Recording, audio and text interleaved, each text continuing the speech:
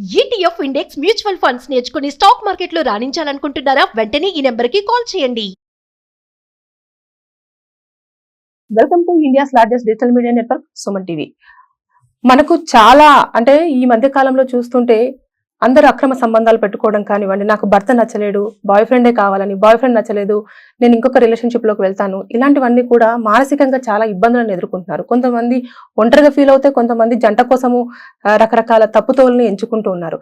అయితే వీటన్నింటికి సంబంధించిన ఇన్ఫర్మేషన్ మనతో షేర్ చేయడానికి ఫ్యామిలీ కౌన్సిలర్ అలాగే లైఫ్ కోచ్ మాధవి మేడం ఉన్నారు. మేడంతో మాట్లాడి మనం అన్ని వివరాలన్నీ క్లియర్ గా తెలుసుకుందాం. నమస్కారం మ్యామ్. నమస్తే మ్యామ్. మ్యామ్, ఇప్పుడు ఒక అబ్బాయి అమ్మాయి మంచి లవ్గా, అసలు ఇక వాళ్ళిద్దరి మధ్యలో మా ఇద్దరి మధ్యలో ఎవరు వచ్చినా కూడా మమ్మల్ని విడదీయలేరు అన్నంత ప్రేమించుకుంటారు. సూపర్ లవ్ అన్నట్టు. ఇంకా ఒక సందర్భంలో ఏదో సమ్ రీజన్స్ వల్ల ఒక 1-2 years అయిపోయిన తర్వాత వాళ్ళిద్దరి మధ్యలో డిస్టర్బెన్సెస్ వచ్చి ఇద్దరు విడిపోవడం జరుగుతుంది. కానీ విడిపోయిన తర్వాత ఫస్ట్ అబ్బాయి టార్గెట్ చేసేది అమ్మాయి క్యారెక్టర్ పైనే. ఎందుకని అంటే క్యారెక్టర్ పైన కొట్టేశాడు, ఇంకా చెడ్డది అని ఒక మార్క్ వేసేసాడు. బాయ్. చాలా చాలా బాగుంది క్వశ్చన్. యాక్చువల్గా మీరు అన్నదానికి వచ్చిన ఎగ్జాంపుల్ తీసుకెళ్తా, ఓకేనా? రీసెంట్లీ నేను కాలేజ్ టైమ్స్లో చదివేటప్పుడు మాతో పాటు ఒక అబ్బాయి చదివేవాడు. ఒక అమ్మాయిని చచ్చేంత ప్రేమ, చేతులు కోసుకో మనప్పుడు చేతులు కోసుకోవడాలు ఉండేది. గుర్తుందో లేదో మీకు? మీ దగ్గర జరిగిందో లేదు నాకు సంగతి నాకు తెలియదు, కానీ మా బాగానే జరుగుతున్నాయి మేడం ఇప్పటికీ. అయితే పిచ్చి పిచ్చిగా కట్ చేసుకొని దాని పేరు ఉండేది రాసుకొని. యాక్చువల్ నేను చదువుతున్నా కూడా నాకు వచ్చి, ఇక బలానా అమ్మాయి నాకు చాలా ఇష్టం, నన్ను పట్టించుకోవట్లేదు, ప్లీజ్ నువ్వు నాతో మాట్లాడాలంటే, మనము ఆ టైంలో కొంచెం స్టడీస్ ఓరియంటెడ్గా ఉంటాం కాబట్టి అవన్నీ మనకు వద్దు, సరే anyway I talk to her అని చెప్పి తీసుకొచ్చాను. తీసుకొచ్చేసాక ఇద్దరు మాట్లాడుకున్నారు, బాగానే ఉంది. ఒక 2 ఏళ్ళు బాగానే నడిచారు ఇద్దరికి, సూపర్ మంచి ఇద్దరు ప్రేమలు. అంటే లెటర్స్ రాసుకోవటాలు అప్పుడు లేవు కదా, ఈమెయిల్స్ లేవు కదా, అప్పుడు ఇంకా ఫామ్ లేదు కాబట్టి అంతా జరిగింది. తర్వాత ఏమైంది, రీసెంట్ తర్వాత 2 years అయిపోయింది. తర్వాత ఏమైందంటే ఈ అమ్మాయికి మంచి జాబ్ వచ్చింది. She got a wonderful job. ఇతనికి జాబ్ రాలేదు. అంటే నేను సినారియో చెప్తున్నా, బికాస్ మీరు అన్న క్వశ్చన్కి నేను పెట్టేది ఇది. జాబ్ వచ్చిన వెంటనే పేరెంట్స్ ఏం చేస్తారు, ఇంకా పెళ్లి చేసేద్దాం అనుకున్నారు. అయితే అప్పుడు పెళ్లికి వెళ్తే చూపిస్తే నాన్నగారు, డాడీ నాకు ఇది అబ్బాయి అంటే ఇష్టం అని చెప్పింది. కానీ ఇక్కడ ఏమైంది, వాడికి ఏమైంది, వాడికి ఉద్యోగం లేదు కదా. అవును. కొంచెం కోపం వచ్చేసింది. అంటే దీనికి ఉద్యోగం ఉంది నాకు లేదని చెప్పేసి దాని దగ్గరికి వచ్చి జాబ్ ఇప్పించి మీ ఆఫీస్లో కంపెనీలో ఇప్పించి, అంటే చదువుకున్న వేరేగా ఉంటాయి, ఎలా ఇప్పిస్తారు, నువ్వు ట్రై చేయని చెప్పింది. అంటే నువ్వు చేసినంత నీకు అంత పొగరొచ్చిందా, అంటే నాకు ఉద్యోగం లేదని నువ్వు ఇలా మాట్లాడుతున్నావు కదా అని. అంటే అలా అంటలేదు, నువ్వు చేసుకో, బట్ నా కంపెనీ నేను ఇవ్వలేను, ఎందుకంటే నేను వెళ్ళి సైన్స్ బ్యాక్గ్రౌండ్, నువ్వేమో కామర్స్ వాడివి, నువ్వు కామర్స్ వైపు ఎత్తుక్కో అని చెప్పింది. ఆ కోపం, ఆ డిస్ప్యూట్ ఇద్దరులో బాగా పెద్దగా అయిపోయింది. ఇంకొకరికి అనుకోవడం, పేరెంట్స్ కూడా ఒప్పుకోలేదు, ఎందుకంటే ఉద్యోగం లేదు, ఆ పక్క డిఫరెంట్గా. ఇంకా అబ్బాయి కూడా కొంచెం ఎక్కువగా కోపం రావడం అలా ఉండేది, రియాక్టింగ్. సో పేరెంట్స్ వద్దన్నారు, ఇతను ఏం చేశాడు, ఇప్పుడు ఏం చేయాలి చెప్పండి. ఇక్కడ వచ్చింది వాడికి, అబ్బాయి చూసా ఇది నన్ను వద్దంటోంది, దీనికి ఒక ఉద్యోగం వచ్చింది కాబట్టి నన్ను ఇలా చేస్తానని చెప్పి నాకు కాల్ చేశాడు. చేసి మాధవి ఇలా చేశాడు, ఏం చేద్దామంటే, నాన్న ఇంకెందుకు నీకు జాబ్ అనే ఎత్తుక్కో, లేదా పేరెంట్స్ అయినా కన్విన్స్ చేసుకో, అంతే తప్ప దాని లైఫ్ని స్పాయిల్ చేయకు, బికాస్ ఎనీవే అయిపోయింది. If you want to get married that's up to you. కానీ సరే ఇలా కాదని చెప్పి తను లెటర్స్ రాసి, మా తను వాళ్ళ ఇంట్లో ఫ్యామిలీ ఫ్రెండ్స్ అందరూ ఉంటారు కదా, లెటర్స్ రాసుకొని వాళ్ళ అడ్రస్లు తీసుకొని లెటర్స్ రాసి, ఈ బలానా ఆమె మంచిది కాదు, నాకు ఇది బలానా వాళ్ళతో తిరుగుతాం నాకు తెలుసు అని మొత్తం ఆమె మీద చెడుగా రాసి పంపించాడు. ఇక్కడ ఆలోచించండి, అంటే తనకు దక్కనే ఇంపార్టెంట్ కాదు, అక్కడ తన ఈగో అక్కడ ప్రాబ్లం వచ్చేసింది. అంటే నాకు ఉద్యోగం లేదని ఇలా మాట్లాడుతుంది అన్న ఫీలింగ్లో వచ్చింది. సో అక్కడ సినారియో అది. నేను 2 ఏళ్ళు ప్రేమించుకున్నారు, అన్ని తెలుసుకు, ఆమె ఏంటి వీడేంటి ఇద్దరికి తెలుసు, కానీ ఇక్కడ తప్పు ఎక్కడ జరిగింది. 2 ఏళ్ళు ఆయనతోటే తిరుగుతానికి టైం సరిపోదు, ఉంటుందో ఉండదో, ఇంకొకరితో ఎక్కడ తిరగడానికి టైం ఉంటుంది. దిస్ ఇన్ఫీరియారిటీ కాంప్లెక్స్ అయిపోయాయి. నాకు లేదు, దానికి వచ్చింది, ఇప్పుడు దీన్ని ఏం చేయాలి నేను, this is the only reason I can stop her. ఇలా అనేస్తే ప్రతి ఒక్కళ్ళు ఆమె గురించి మాట్లాడుకుంటారు కదా, ఇంకా అయిపోతుంది, ఈజీగా అయిపోతుంది. ఎందుకంటే అమ్మాయికి character is very much important. నేను అదే అంటే, చాలా మంది క్యారెక్టర్ తెలియకుండా ఎలా మాట్లాడేస్తారో నాకు తెలీదు. ఎవరో ఒకరు చెప్తే మనం నమ్మితే ప్రపంచం ఇంతేనా? ఇప్పుడు మీరు అన్నట్టుగా ఎవరైనా తిరిగి నీ అబ్బాయి రాసినంత మాత్రాన ఈ అమ్మాయి క్యారెక్టర్ పాడైపోయిందని ఎవరైనా రాస్తే వేరే వాళ్ళు నమ్మడానికి వాళ్ళకి ఏంటి పని లేదా? వేరే వాళ్ళ దగ్గర పక్కన పెట్టేస్తే మేడం, కొన్ని ఇంట్లో వాళ్ళ పేరెంట్స్ కూడా నువ్వు నిజంగానేనా అని ఒక క్వశ్చన్ వేసడం కూడా జరుగుతుంది. తప్పు కదా.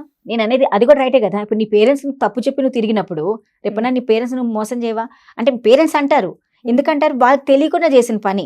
ఇప్పుడు ఇదంతా ఇప్పుడు వాళ్ళు కూడా అన్ని క్లోజ్ చేసుకోవాలి కదా. ఇప్పుడు ఇన్ని రోజుల నుంచి అమ్మాయి వాడితో తిరిగిందా లేదా అబ్బాయి అమ్మాయితో తిరిగాడు, తిరిగిన వెంటనే ఏమైంది, ఇప్పుడు మీ బలానా అమ్మాయి క్యారెక్టర్ మంచిగా లేదు, ఇది నాతో తిరిగిందని ఎక్కడ రాయడు చూడండి. ఎందుకంటే దట్ ఈస్ ప్రాబ్లం, క్యారెక్టర్ బాగాలేదని రాసి పడేస్తారు అంతే. రాసాక ఏమవుతుంది, ఇక్కడ పేరెంట్స్ ఏమవుతారు, పేరెంట్స్ కూడా అంటారు ఏంటి నువ్వు ఇలా తిరిగావా అని ఆ అమ్మాయిని తిడతారు. ఇద్దరిని తిట్టాలి అంటే తిట్టడం ఇద్దరిని కూడా పడాలి కదా, అబ్బాయిని ఎవరో కూడా కనుక్కొని కూడా తిట్టాలి కదా, పేరెంట్స్ కూడా అలాగే చేసేస్తున్నారు. సో ఇక్కడ ఒక అమ్మాయి character is very much important. కాబట్టి మనం ఒక అమ్మాయిని పరువు అనేది అక్కడే ఉంటుంది, ఇలా చేస్తే దాని పరువు పోతుంది, దానివల్ల ఫ్యామిలీ పరువు పోతుంది, నలుగురిలో నవ్వులు పాలవుతాము అన్న విధంగా అమ్మాయిని తిట్టడానికి రెడీగా ఉంటాం. కాబట్టి అమ్మాయిని కాంప్రమైజ్ చేయడానికి ప్రయత్నిస్తాం. కాబట్టి ఇది ఎక్కడైనా ఈజీగా ప్లే అవ్వచ్చు. సొసైటీ కూడా తొందరగా యాప్ట్ చేసుకుంటుంది, చాలా యాప్ట్ చేసుకుంటుంది కదా. పనే ఉందండి, సొసైటీ మంచిని ఎప్పుడు కూడా తీసుకోదు, చెడుని సూపర్ గా తీసుకుంటుంది. అవునా కదా, they accept it everything very nicely. అంతెందుకు జరిగిందంటే ఎంతమంది మాట్లాడుకుంటారు దాని గురించి, మంచి సంబంధాలు రాకుండా పోతాయి అమ్మాయికి. సో ఇప్పుడు ఈ అమ్మాయి ప్రాబ్లం ఏంటంటే షీఈ్ ఆల్సో ఆ టైంలో కరెక్ట్ డెసిజన్ తీసుకోకపోవడం కూడా కారణమే అమ్మాయిది. ఇప్పుడు అబ్బాయిలలో ఎలా అన్ని చోట్ల జరగకపోవచ్చు, అన్ని చోట్ల జరుగుతాయని చెప్పట్లేదు, ఇలాంటి సినారియో జరుగుతాయి. ఇప్పుడు మీరు అన్నదానికి నాకు అనిపించింది అలాగా. ఎందుకంటే ఎక్కడైనా ఒక అమ్మాయి ఫ్యామిలీ బ్యాక్గ్రౌండ్ చూస్తారండి, ఈ ఫ్యామిలీ వాళ్ళు చాలా ఆక్సిడైడ్, చాలా స్ట్రిక్ట్ ఫ్యామిలీ, దాంట్లో parents are very like decent family, మంచి పొటెన్షియల్ పీపుల్. సో అలాంటి వాళ్ళకి మనం వస్తే కొట్టాలి, కొట్టకపోతే ఇలా కొట్టినా కూడా వాళ్ళు పడిపోతారు అన్న దాంట్లో వాళ్ళు చాలా ట్రిక్గా. ఇప్పుడు ఆ అమ్మాయిది ఇదంతా జరిగినాక దాని పేరెంట్స్ అందరు కూర్చోపెట్టి ఆ అమ్మాయిని మాట్లాడారు. అమ్మాయితో మాట్లాడితే ఆ అబ్బాయి లెటర్స్ రాసిన వెంటనే ఆ అబ్బాయిని కూడా పిలిపించాం మేము, ఎందుకంటే నేను ఉన్నాను కదా అక్కడ మాట్లాడడానికి.